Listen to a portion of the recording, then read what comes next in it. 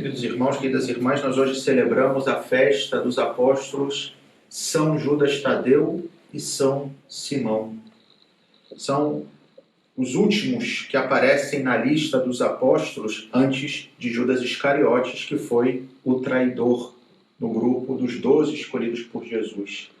A palavra apóstolo, como sabemos bem, significa enviado, justamente porque Jesus escolheu entre os seus discípulos aqueles 12 que, por um lado, era já um gesto simbólico que representava o novo Israel, evocando, portanto, os 12 patriarcas do antigo Israel, ou seja, os 12 filhos de Jacó que estão na origem do povo hebreu, e, por outro lado, fazendo com que eles fossem os seus emissários. Segundo a tradição, São Judas e São Simão foram depois pregar na Pérsia, aonde foram martirizados.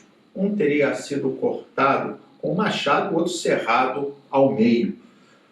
Fato é que também, de modo particular, e no Brasil, nós temos uma grande devoção a São Judas Tadeu, porque já desde o século XVIII, e essa é uma tradição que nasce na Alemanha, ele é invocado por todos aqueles que estão diante das chamadas causas impossíveis. E, portanto, quem já se encontra, digamos, sem nenhuma esperança humana, invoca a intercessão desse santo. Porém, talvez, e sobretudo olhando para a primeira leitura de hoje, nos damos conta daquilo que realmente, para além da intercessão que possamos pedir aos apóstolos, coisa boa e que nos ajude espiritualmente, mas, sobretudo, a função dos apóstolos é aquela de nos conectar com Jesus. Vimos na primeira leitura São Paulo na carta aos Efésios falando justamente sobre como nós fazemos parte deste edifício espiritual que tem como fundamento os apóstolos e o próprio Jesus como pedra fundamental. Fomos todos como que evangelizados pelos apóstolos que foram pelo mundo anunciando a palavra de Jesus, transmitindo a graça que ele conquistou no alto da cruz, justamente pelo poder que Jesus lhes conferiu, que através do anúncio da palavra com a boca, mas também e sobretudo através da administração dos sacramentos, Jesus se faria presente e perpetuaria a sua presença, cumprindo o que, aliás, ele mesmo prometera aos apóstolos antes de subir aos céus: eis que estarei convosco todos os dias até o final dos tempos. E os apóstolos, à sua vez, foram, quando, evidentemente, já estavam chegando ao cabo de suas vidas, deixando sucessores nas diversas comunidades que eles fundavam, que são os bispos, que chegam até hoje como a garantia